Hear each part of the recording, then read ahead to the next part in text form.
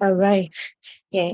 Good evening, everyone. My name is Bolu. I'm a digital business analyst, a product owner, sometimes a product designer, and I'm a certified Scrum product owner.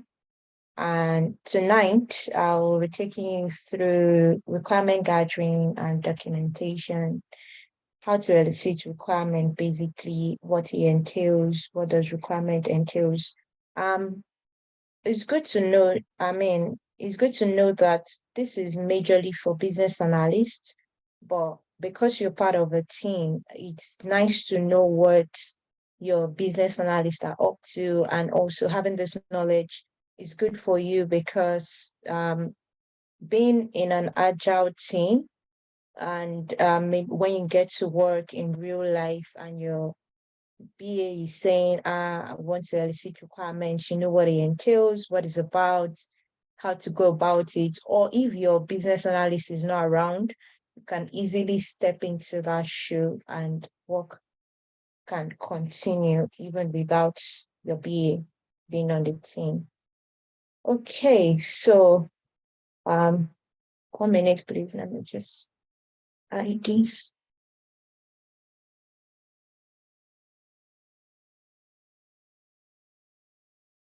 All right. Tonight we'll be going through the definition of requirements, stages of requirement gathering, requirement documentation, elicitation techniques, questions that can guide requirement gathering, and of course the challenges you might face while gathering requirements. So, what is requirement gathering?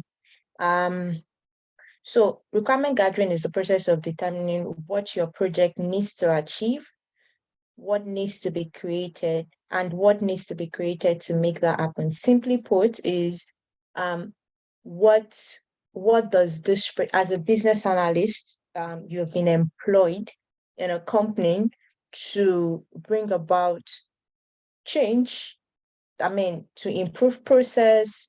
So you are you what you do is process improvement. Like our job is surrounds process improvement. So when you gather requirements, you really want to understand the goal of the project and how to make that goal come alive. So, and as a business analyst, you are also the bridge between the technical team and the business stakeholders. So you are the one who gets the requirements. So simply put, information. So but in the BA lingua is called requirements. So you get the requirements from the stakeholders and interpret those requirements to the technical guys so that they can develop it, and then the goal of the project can come alive. So simply put, so it's the process of determining what your project needs to achieve and what needs to be created to make that happen. And yes, so we have requirement gathering process. So what are the requirement gathering process? When a project is given to you, the first thing you come into an organization, and then of course they employed you because there is a gap in the process, or they need a process to be improved, or they feel like something is wrong with a particular process, and that's why you've been employed. So the first thing when you get on board, they tell you, oh, this is the goal of the project, blah, blah, blah. You want to identify who are your relevant stakeholders. Why do you want to do this? Because these are the people that will give you the requirement that you need. In layman terms, the information that you need to carry out your project to get to your end goal. So if you are talking to everybody, you might not get the information that you need. And remember, you have a delivery date, you have deliverables. So you need to you need to be time conscious, like you need to be efficient and effective. So you have to find ways to work that is efficient and effective. So the first thing is to identify the relevant stakeholders. Not all stakeholders are relevant to your project. For example, I'll use Blue Sky as an example. So you've been given a project to improve Blue Sky's process. What does Blue Sky do? It's a charity organization that is empowering people to get tech knowledge, to come into the tech world and get tech knowledge. So they train people and allow people get tech knowledge. So now Blue Sky has a website where you register and you have been employed as a BA to come on board because they feel like, okay, we want to make this website more efficient, more user friendly, accessible for people to use. And we want the process to be easier for people because we feel like a lot of people complaining that they can't easily navigate that website. So now they've told you the goal. The first thing is to identify who are the right people to speak to. For instance, if you are speaking to a Blue Sky tutor, you might not get the requirement that you need. So who are the people that you're supposed to speak to? Who are the people using the website? So you need to understand the relevant stakeholders. So you want to talk to the end users, you want to talk to the CEO because it's the one that knows the goal. He has the goal of the project in mind. So you want to speak to him. You want to speak to the admin. If you cannot get to the CEO, you want to speak to the admin. You want to speak to alumni of Blue Sky. So these are people that can give you information that you need, that it can help you do your job. Also, you want to establish the project goal and objective. What is the goal of this project? Why are we doing this? What do we want to achieve? Why do we want to do this? What's the pain point of the people using this website? So those are the ways to identify and establish the goal of the project. Then you elicit requirement from stakeholder. Now you begin to ask specific questions. How do you want the website to look? What do you want the website to do? um you gather both functional and non-functional requirements, which the BAs will get to understand in subsequent um lectures, subsequent meetings as we go along, but you gather requirements that are relevant to achieving that goal.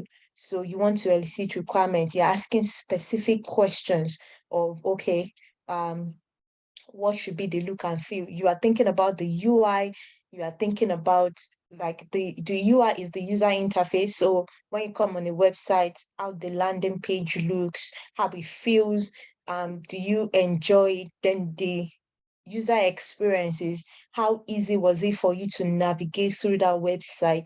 So you are thinking about that when you're gathering your requirements. You don't just gather requirements for the look and feel of the website. You also gather requirements for how users will experience that website. So what would be the experience of users using that particular website? How would are they able to navigate easily through the website?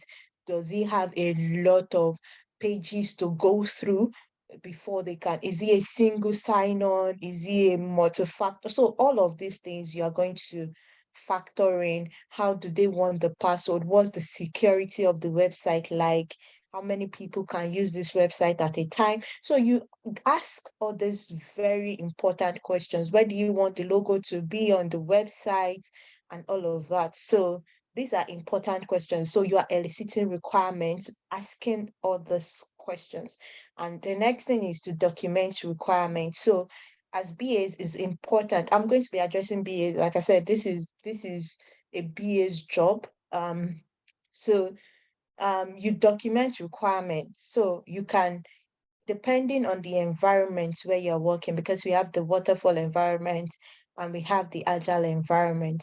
So in the waterfall environment, you'll be documenting your requirements using business requirement documents, BRD, FRD, and so many other documents like that, because the waterfall environment is document heavy. However, when it comes to Agile, you document your requirements using user stories and acceptance criteria, which is in your backlog. And I remember that you guys were shown how Azure DevOps work. So you document your requirements, the epic features and product backlog items. And in your product backlog item, that's where you record your user stories and acceptance criteria. So it's important for you to document your requirements because you need to, which is the next point, confirm this requirement with the stakeholders. The reason is if you don't get a sign off from your stakeholders, it could bite you later. It could be a big problem because when you start development, it can and the you never confirm from the stakeholder if this is the right requirement because it's easy for you to hear a particular thing, but how you interpret it might be different from what the person is trying to say. So it's good for you to have meetings to confirm requirements and allow them. When I say sign off, I don't necessarily mean that they sign on paper, but have an exchange of written email saying that, okay, yes, this is what I said. For some people, they document requirements in Excel. They write it and say, okay, they just write a rough sketch. Some use process map, which is something that you guys will learn going forward. Some use mock-ups just to confirm the requirement and be sure that this is what this person said. Yeah, in waterfall environment, you definitely have a BRD that you send to the stakeholder for them to read, go through, and be sure that you captured everything that was said.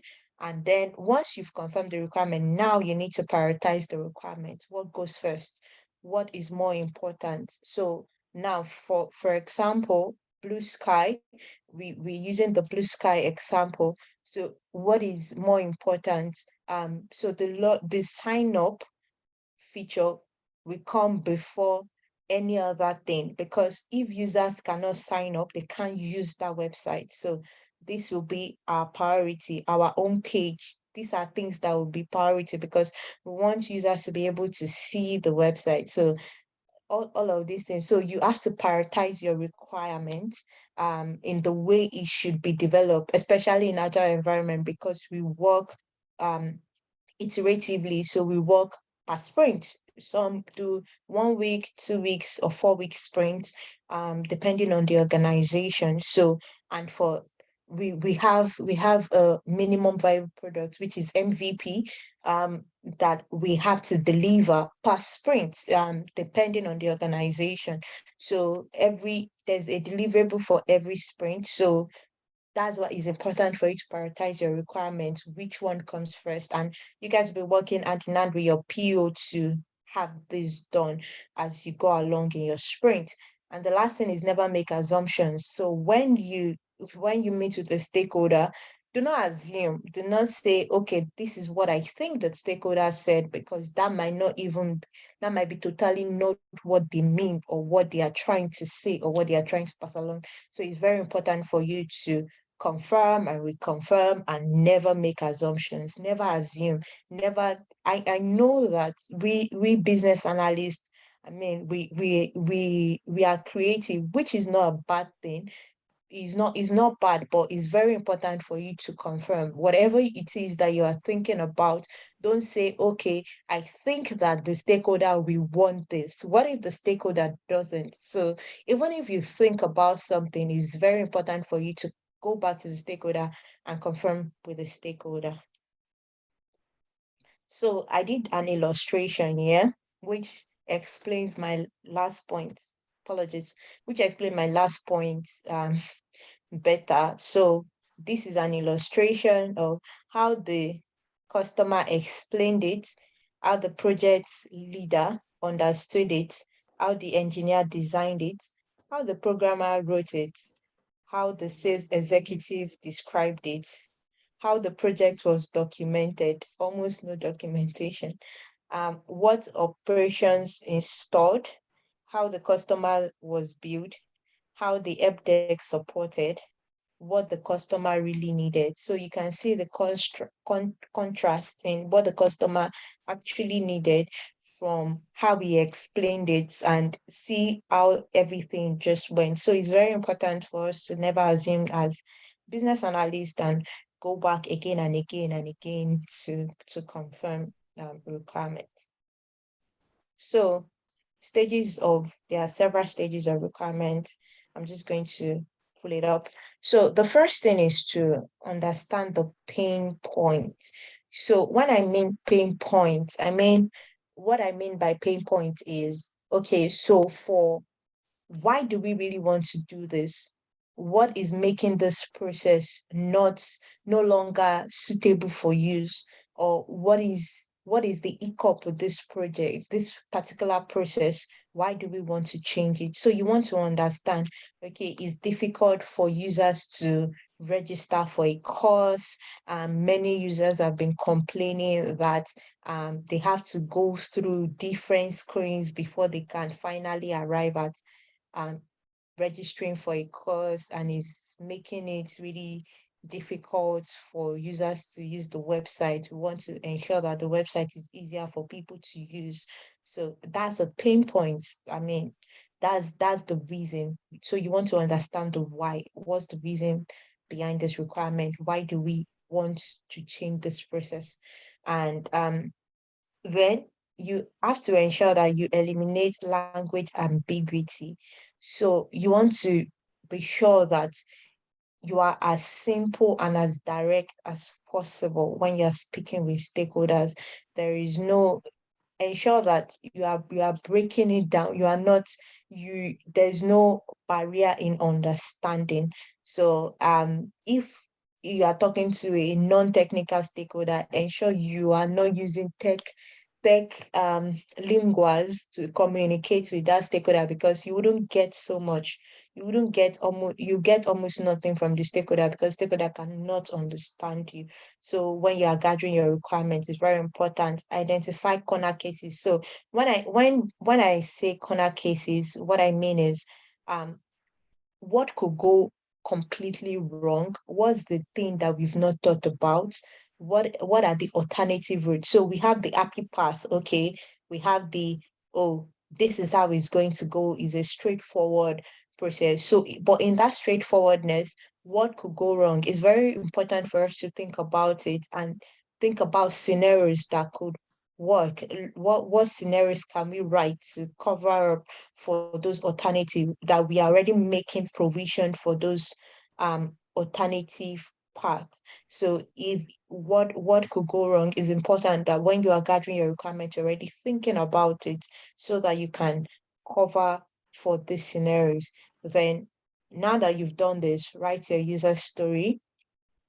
You want to write your user story and acceptance criteria, and then create a definition of done. So for your definition of done, what does it entail? What do you think? What will make this particular um story that you've written, like your user story and acceptance criteria, acceptable to you, that you can do UAT on, user acceptance testing on, has it fulfilled all the acceptance criteria you've written? It's important to check that. So um so we have different elicitation techniques. The first is research. As a business analyst, you cannot do away with research. Is important. So you've gotten the product sponsor or the project sponsor has given you, oh, this is what I want. And make no mistake, some project sponsors are not detailed. They have a picture, they might not be able to communicate it properly. And that's where you come in. So you have to do research and understand how you can communicate with them so that you can get the best out of them. So do your research, do your SWOT analysis, comparative analysis, every research that you can do on this particular um product that has been given to you. Okay, this is the goal, this is what I want. Begin to do your research and see how you can what can you do. So you guys will be taught on different um tools that you can use to create prototyping, to So we have Visio, we have wireframes, and all of those that you can use and present back. You can play these things back to stakeholders, depending on the stakeholder that you are speaking with. Then there's observation. So observation is this is the product, maybe this is the process. So you want to observe the process. Maybe you want to stay with people that are using the particular system that you want to, and make no mistake, um, excuse me, it's not only software product that you need BAs for, excuse me. So you can also elicit requirements. Like it's not only software project, but I'm just using, because I started with the business analyst, I'm sorry, blue sky example. That's why I'm just sticking with software projects. So you can do it for construction, anywhere. A business analyst can work anywhere. So you want to see, you want to observe, you want to see what is going on with the process. For example, you can sit with the admin, maybe the admin are having serious hiccup with navigating. I mean, it's hard for them to put people on the system or add them to a particular course and all of that. So after payment to process it in the back end. So you want to observe what's going on, what's the issue with the process, and then you are taking notes and seeing, okay, this is what's happening. And then interview. There's also the interview technique, which is one of the most common of all the elicitation technique. Um, Interview technique is just speaking one-on-one. It could be one-on-one, it could be with five people, but it's not always used for a lot of people, because it's very difficult for you to elicit requirements with interview technique with like 20 people. So interview is mostly one-on-one or with two people or five maximum. Excuse me. Then workshop, we have workshop. This is used for a large number of people. Like you can have like 20 stakeholders in the room, and then you guys will be using either a whiteboard, or you can use a projector, and then you guys are, I mean, you are all deliberating in the room, you're gathering your requirements. So there are always several people in that room where you guys are um eliciting requirements. Then prototyping is just playing back, showing, is more of show and tell. For prototyping, mostly using wireframes, process maps, and use case diagram to play back to the stakeholders, saying, okay, this is how this is going to work. So for process map and wireframe is like a mock-up of how the websites will look. So for instance, you've been given the Blue Sky project, and then you want to play back to Deji, who is the CEO. You create a mock, or you create a wireframe, and then you design it in such a way that the project will work, and you're showing him that, okay, this is where the logo will be, this is how the homepage will look. Of course, is not colored, it's just black and white. Definitely you guys will be taught all of these tools that I'm talking about, and you will see how it plays out in future. And is noteworthy to say that you need to understand the project that you're working on to be able to use this elicitation technique. You can't use it on all project. It depends on the project. So I mean, a project you might be given a project where you will have to use everything, and you might be given a project where it's only one that you will use. So it's just very important for you to understand the project that you're working on. So we have documentation of requirements. So what is documentation of requirement? This is how you document your requirements. So there are different ways requirements numbering. So like I was saying, some people do document their requirement on Excel, so they can number is the first one, second one, third one, like that. We have user stories, and acceptance criteria. You'll be seeing that subsequently on your Azure DevOps when you start writing your story. So you document it, you have your user story, you have your acceptance criteria. You'll be taught what user story and acceptance criteria is and how to write it. You have the process map, which you'll be also thoughts, use case, wireframe, requirement catalog. So, like I said in the beginning, these are important to play back to the stakeholder. The reason why we document requirements is because we need sign off from stakeholders to say, okay, this is exactly what I said, and I'm satisfied with what you have written down, and I'm happy for us to go ahead with the project.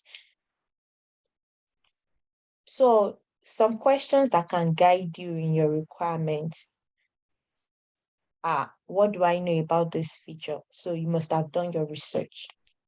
You must have done your research. I mean, because I say it all the time that almost no project is very new, completely new, that nothing similar has ever happened. So there might be something similar to it. It might not exactly be the same, but there is something that you'll be able to get from doing research. So for instance, for Blue Sky, if I'm giving Blue Sky project, I will also look into other LMS websites. I'm not going to copy and paste, but I can draw ideas from them and play back to the stakeholder, which will also help the stakeholder think, oh, okay, I never thought about this. Because what I'm doing is I've also done my SWOT analysis and comparative market analysis, competitive market analysis to see the strength and weakness of the competitors, and I'm playing it back to the stakeholder and saying, okay, if we go with this is good, or if we go with this, these are the pros and cons. And because it's important for you to know what you're talking about when you're talking to a stakeholder. Um, Also, you want to ask, what assumptions am I making about this feature that I need to confirm? So if you have assumptions, like I said, as business analysts, we are very creative. When we get a feature, we are thinking of 1,000,001 ways to do it better, but never make assumptions. Always go back to the stakeholder. What does this feature need? What's the improvement? What is the end result of doing this? What are the pieces of this feature? What needs to happen next? What must happen before? What if, which is the alternative? What if this doesn't work? What if? So the what if is really open-ended, like a lot of things can go wrong. What's the alternative way I can do this? What should I do? And like that. So what are the challenges, possible challenges that you can face during requirement gathering? So you've been employed, Blue Sky again, I'm using Blue Sky as an example. And then you come in, they say they want to improve their process, but you came into the organization, and then they don't they don't have documented processes. Like their processes are not documented, which means that you have to go back to the beginning and begin to elicits requirement of how their current process is, because you need to understand how their current process is before you can even start to give advice or start to give recommendation of what should be the future process or how the future process will work. You need to understand the current process. And conflicting requirements in a situation whereby um um Deji, who is the CEO, wants something, and then his admins want something else. They are both important stakeholders. Of course, Deji has a higher stake, but it's the CEO is not using the system. Do you understand? Like Deji is not using the system. The admins are the one using the system. He has said, this is what I want, but the admins are saying this. How do you reconcile that as a business analyst? These are some of the challenges that we face. lack of access to end users. So now Blue Sky has so many alumni. How do you reach them? Because these are important stakeholders to your job, because you want to understand from their own point of view, how did they find this process? How easy was it for them? What do you think can be done in a better way? And all of that. How do you get to them? That's another issue. So these are things focusing on visual aspect rather than on functional. So this is focusing so much on the UI aspect of the website. Maybe Deji is saying that, oh, I want how, I mean, is saying very glamorous UI design for the website, and is not thinking about how the navigation of the website will work. Because as the CEO is concerned about the the UI, which is the user interface, how users receive the website. He's not concerned about the functionality of the website. So it's just like, this is what I want. I want it to be yellow, green, white, and all of that. I mean, he's thinking about, oh, I want this to be fancy. I want the logo to be designed this way. And he's not focusing on the functional aspect of the website. And the stakeholder design, communication problem. The list is endless. I just put a few here. So these are challenges that you can face during requirement gathering.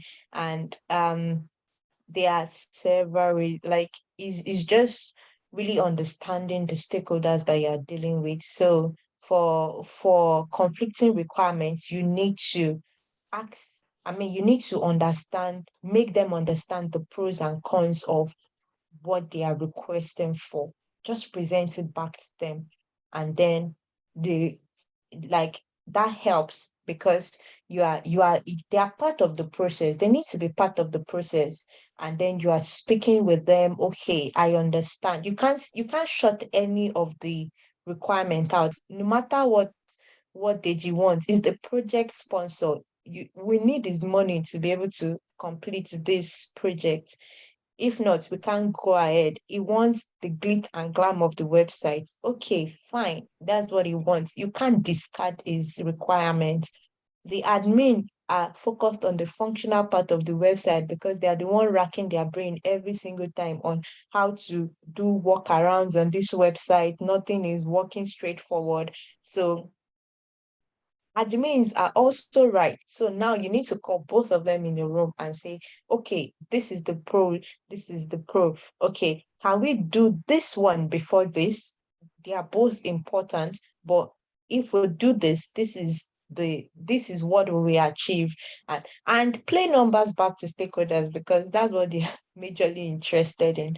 Lack of access to end users. You can easily reach out to someone like maybe the admin and say, oh, I need this list, I need this information, how can I get it? And yeah, and like focusing on the visual aspect rather than on the functional aspect. I mean, is a conflicting requirement, but yeah, just making stakeholders understand what what is the advantage of this. Both of them are important, but we can choose this, can choose to go with this before this. And just prioritizing requirements really solves that. The stakeholder design, communication problem. So you know how to communicate to your stakeholders. So yeah, and that is the end. I know there are several questions. So any question, I'll just stop sharing. Can you hear me? Yes, I can hear you. The last part about the requirement gathering, the people you listen to, the stakeholders, do you consider yourself a stakeholder? As in, can you say that if, for instance, they say that this is what they want, can you say that this is what you feel?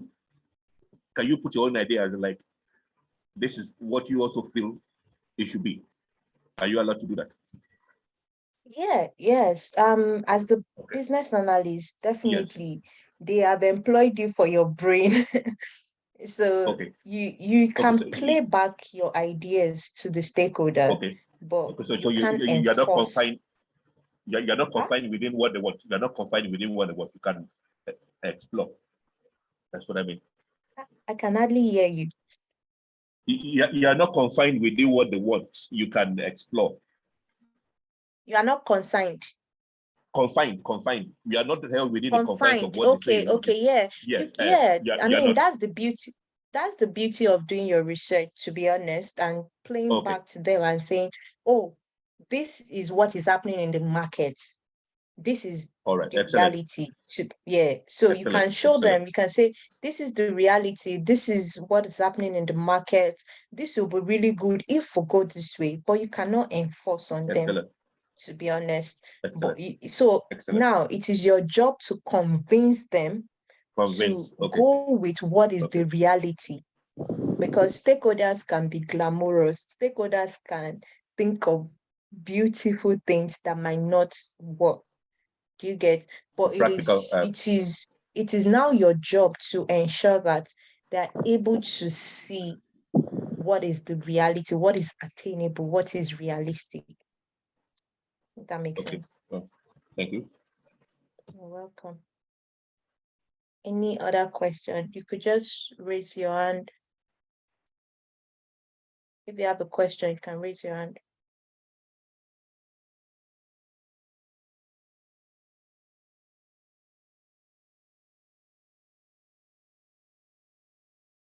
Okay, sorry. Ola, Yes, good evening, everybody.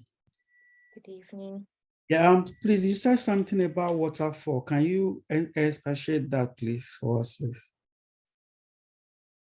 I'm doing Waterfall. documents, doing documents requirements.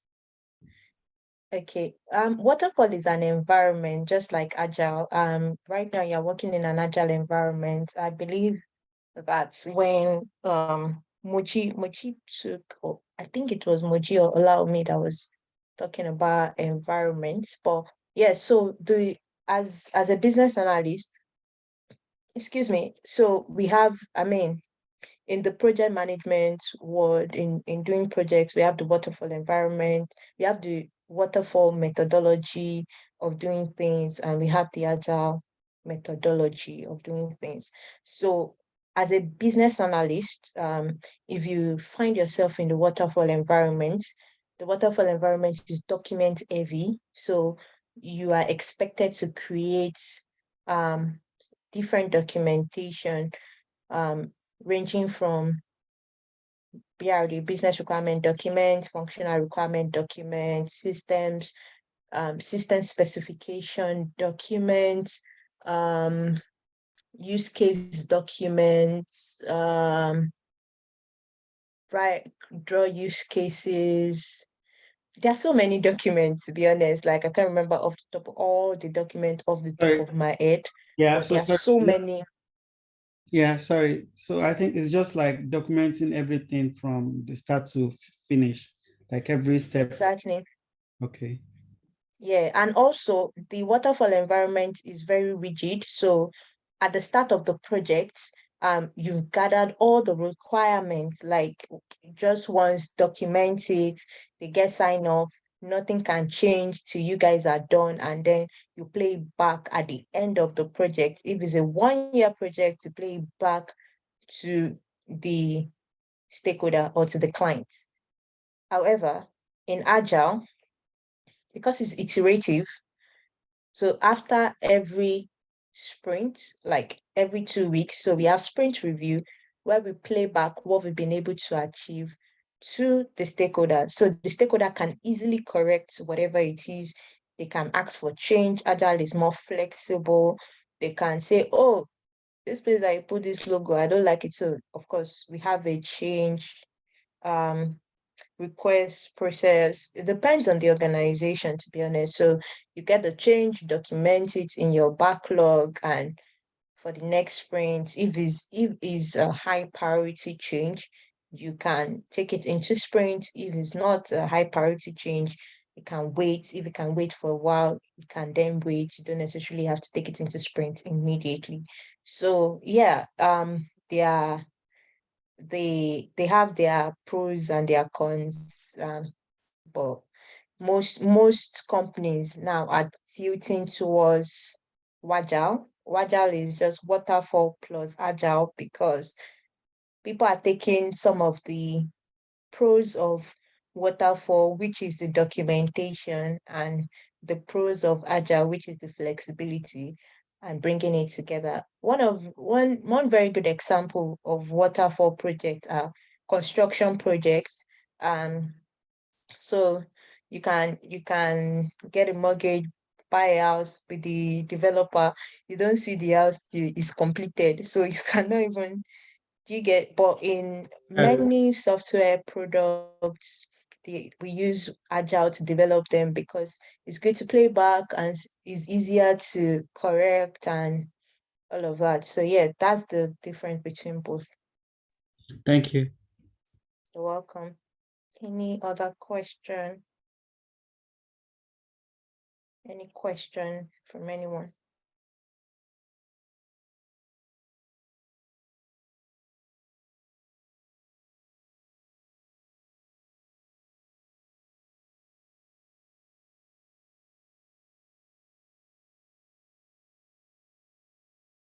Okay, I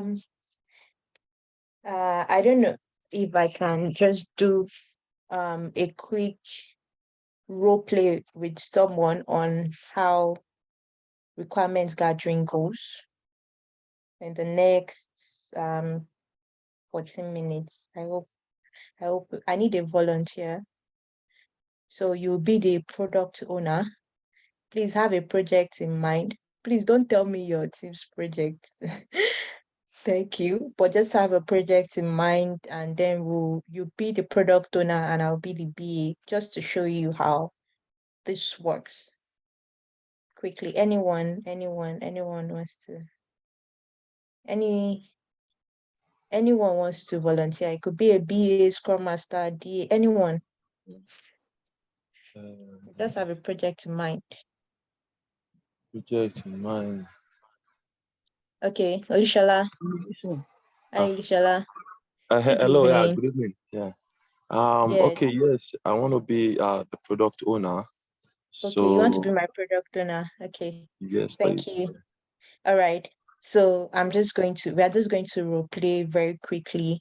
Good evening, Olushola. Thank you so much for coming to this meeting. I really, really appreciate. I know that your calendar is quite busy, but I just quickly wanted to grab you to just understand the goal of this project. So could you just give me a rundown of what this project is about?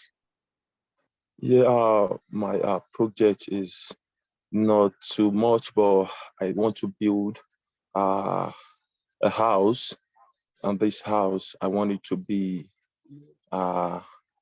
what's it called? I mean, I need a duplex, and want the roofing. I want the roofing to be the latest roofing in town, which is the what's it called, aluminium. I want an aluminium roofing, and I want the inside to be a POP, which is I mean the ceiling to be a POP. I want metal doors because probably a bulletproof door because the kind of job I do. So I need a bulletproof door, I need the bulletproof windows, and I want the foundation to be solid as it could be a German floor. And and I need a swimming pool on the ground. So yeah, on the ground, I need a swimming pool on the ground. Then I want it to be painted in two colors, white and cream color. And so that's a brief of my project. Thank you. Okay. Ursula, please, could I just ask, how would you like your kitchen to look? Do you have something in mind for your kitchen? What kind of gas cooker? Do you have a particular product you want, or we can just provide you with any product for your fridge, your washing machine, your dishwasher? Do you want a dishwasher, or how do you want your kitchen to be set up? Yeah, Precisely, I would want a Toshiba dishwasher, which can, wash and dry at the same time. And I would prefer an electric cooker. And I would also prefer a tumble dryer for, the washings, and also a washing machine. So then the cabinets in the kitchen, I would want them to be as simple as, the usual ones. So, but you can as well give me some kind of idea which you have. So, and I want the floor tiles, and I want some, I want the dining to be located in the kitchen. So, and if I could ask, can I have a picture of what you have? I don't know if you've got something that I can, look through. Then I would be able to, even, give you what I want more. Thank you.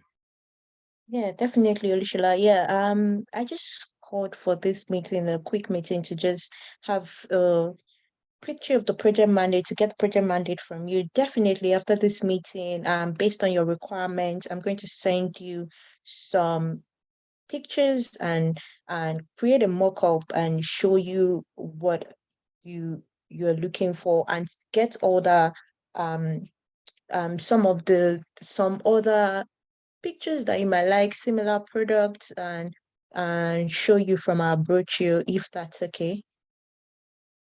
Oh yeah, absolutely. Yeah, okay, I'll just send that to your email, and as well as the requirements that I've gathered tonight. Just before we go, I wanted to ask, what color would you like the painting of the inside to be? Because you just told me white and cream. I'm assuming that is for the outdoor. Is that correct? Yeah, the exterior, I would want it to be white, then while the interior, I would want it to be cream. Okay. Okay, so your exterior is white, while the interior is cream. So, for the cabinet, I think that we can, just for a bit of contrast, we can have it to be like gray. Do you mind gray for the kitchen cabinet? No, I would prefer white for the cabinet. White All also. right.